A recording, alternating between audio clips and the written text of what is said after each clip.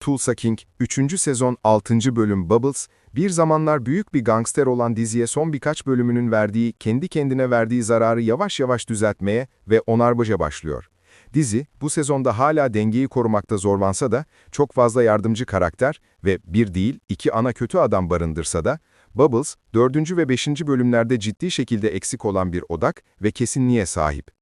James Russo'nun canlandırdığı Quiet Ray'in son Tulsa King bölümündeki artan varlığı, çıtayı kesinlikle yükseltiyor ve diziyi bir kez daha sürükleyici bir televizyon dizisi haline getiriyor.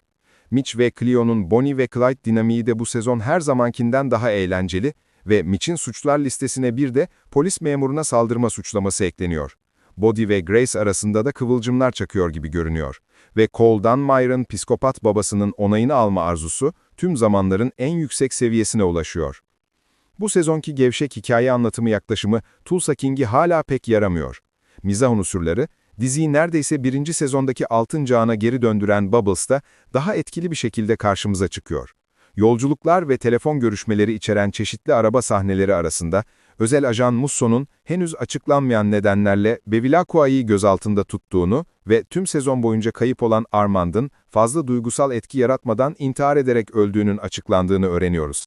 Quiet Ray, Dunmire'dan daha büyük bir tehdit olduğunu kanıtlıyor. Bu bölüm, Dwight'ın sessiz Ray ile görüşmesiyle gerçekten hareketlenmeye başladı.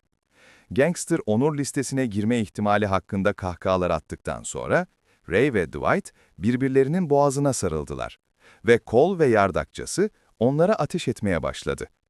Ray, Dwight'ın kendisine tuzak kurduğunu düşündüğünden, Dwight için evleri yakmaktan sağlık müfettişlerini aramaya kadar giderek aptallaşan Dunmire'dan çok daha büyük bir tehdit olduğunu kanıtlıyor. Tulsa King'in en sinir bozucu yanlarından biri, Dwight'ın etrafında onu asla incinmekten koruyan süper kahraman benzeri görünmez bir kalkan olması. Tüm dizi boyunca Dwight'ın vurulduğu tek bir sahneyi bile hatırlamakta zorlanıyorum. Quiet Ray Dwight'ın bileğini tutup yüzüne karşı tehdit ettiğinde, Dwight dizide ilk kez gerçekten utanmıştı. Bölümün sonunda kurşun yağdıranlar Dunmire olsa da, Dwight üzerindeki gerçek güç Quiet Ray'de. Bunu akılda tutarak, Dunmire ailesi TV kötüleri olarak giderek daha tahammül edilemez hale geliyor. Cole, son derece sevimsiz ve öyle bir çaresizlikle hareket ediyor ki bu durum giderek acınası bir hal alıyor. Cole'un belki de dizi tarihinin en az kullanılan yardımcı karakteri olan Spencer'ı korumak için yaptığı o rastgele iyilik hareketini ve geçen haftaki son Gündüz Kuşağı Pembe dizisinden kopyalanmış gibi görünen aralarındaki tuhaf romantik kıvılcım girişimini unutmakta hepimiz hemfikir olabiliriz. Tulsa King, 3. sezonunun bir an önce tamamlanmasını istiyorum. Tulsa King eskiden suçluluk duygusu uyandıran eski tarz bir mafya dizisi gibiydi ve son zamanlarda hem sıkıcı hem de hayal kırıklığı yaratıyor.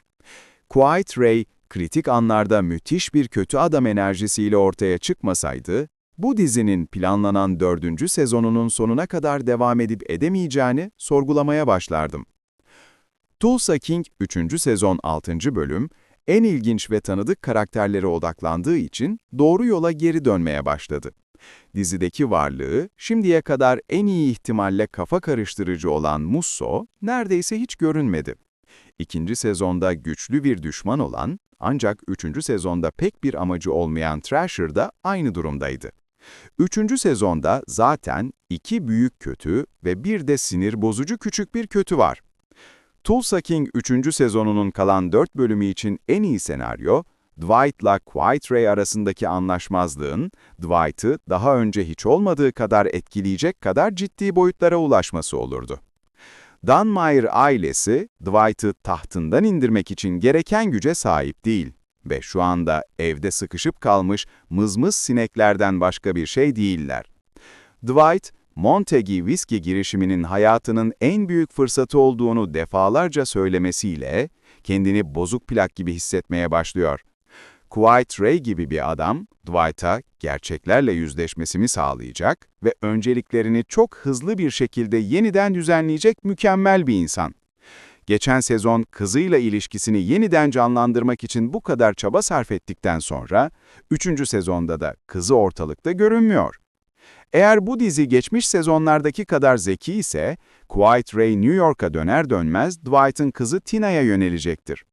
Şu anda hem doğal hem de ilgi çekici bulduğum tek hikaye ilerlemesi bu. Tüm viski işini ve Dunmire kavgasını tamamen bırakmak anlamına gelse bile.